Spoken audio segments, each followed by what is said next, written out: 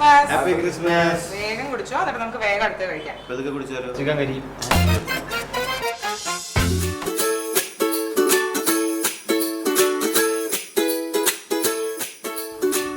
ഇത് നോക്കാം, ദിവ്യ സ്പെഷ്യൽ. ഇത് കടയിൽ നിന്ന് മേടിച്ചതല്ല, ഇത് ഞാൻ ഉണ്ടാക്കിയതാ. ഓ നിന്നെ ഇംപ്രസ് ചെയ്യേണ്ട ആവശ്യമൊന്നുമില്ല. ആയിക്കോട്ടെ. ഞാൻ അപ്പഴേ പറഞ്ഞ ഇമാരെന്ന് വിളിച്ചിട്ട് വരണ്ട. ക്രിസ്മസ് ഓർമ്മയുണ്ട്.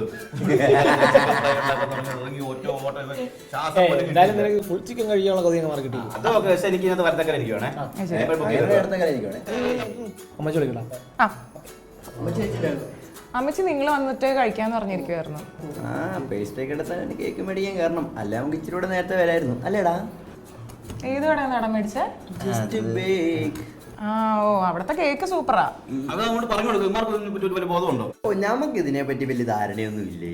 പിന്നെ ജസ്റ്റ് ബേക്ക് കയറിയാ നെയ്യപ്പം തിന്നാൻ രണ്ടുണ്ട് കാര്യം. മീശയും മിനക്കാം രണ്ടോരെയൊക്കെ കാണുകയും ചെയ്യാം അല്ലേ. ആർക്കും അറിയില്ലെന്നാ വിചാരം.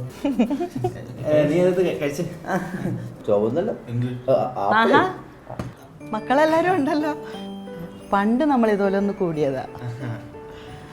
മനു, മിഥുൻ, ആകാശ്.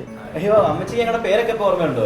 പിന്നെ ഞാൻ അറിയാത്ത ഒരു രഹസ്യം എൻ്റെ ജോണാപ്പിക്കില്ല അല്ലേ ഡോട്ടാ? എന്നാ നമുക്ക് പ്രാർത്ഥിച്ചിട്ട് കഴിക്കാം.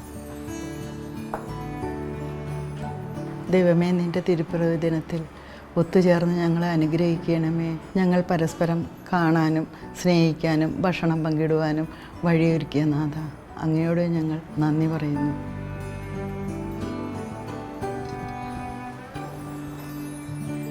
എന്നാ തുടങ്ങിയാലോ മക്കളെ?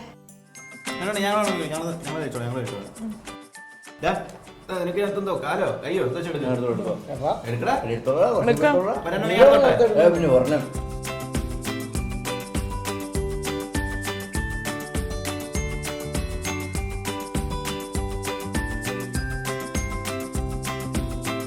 ഞങ്ങളുടെയൊക്കെ ചെറുപ്പകാലത്തെ കൂട്ടുകാരെയൊക്കെ ക്ഷണിച്ച് ഇതേപോലെ ഇരുന്നാണ് ഞങ്ങൾ ഭക്ഷണം കഴിക്കുക.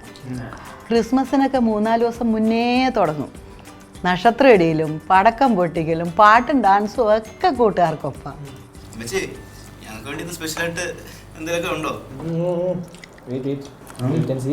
പോടാ അമ്മച്ചി നാട്ടിക്കല്ലേ. എനിക്കറിയില്ല, എന്തോ ഭയങ്കര പ്ലാനിങ് ആണ്. സർപ്രൈസ് ആണോ?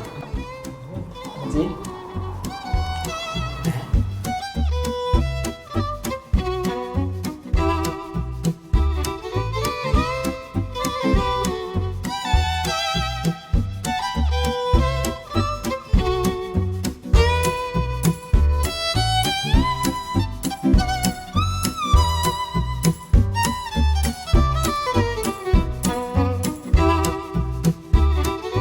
ഭയങ്കര ഡാൻസ് ആണ്.